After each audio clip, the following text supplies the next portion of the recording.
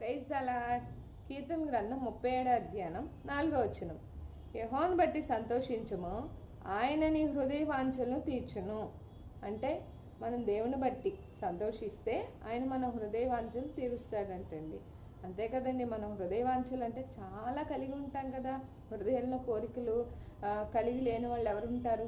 అందరికీ ఏదో హృదయంలో కోరికలు కలిగే ఉంటాయి. అది మంచి జాబా, లేదంటే మంచి బిజినెస్సా, లేదంటే మంచి గొప్ప అంటే బాగా చదువుకోవాలని పై స్టడీస్ అనమాట. ఎవరికి ఉండవు? అందరికీ ఉంటాయి, ప్రతి ఒక్కరికి ఉంటుంది అన్ని విషయాల్లో కూడా. అయితే ఆయన బట్టి కనుక మనం సంతోషించినట్లయితే ఆయన మన హృదయ వాంఛలు తీరుస్తానంటున్నాడు. అంటే మనుషుల్ని ఏదో సంతోషపెడుతూ ఏదో చేయాలనుకున్నప్పుడు అక్కడ ఏమీ జరగదండి. ఎందుకంటే మనుషులు మనం ఎంత సంతోషపెట్టినా కూడా వాళ్ళు ఎక్కడా కూడా సంతృప్తి అనేది చెందరు. అది ఏ రూపమైన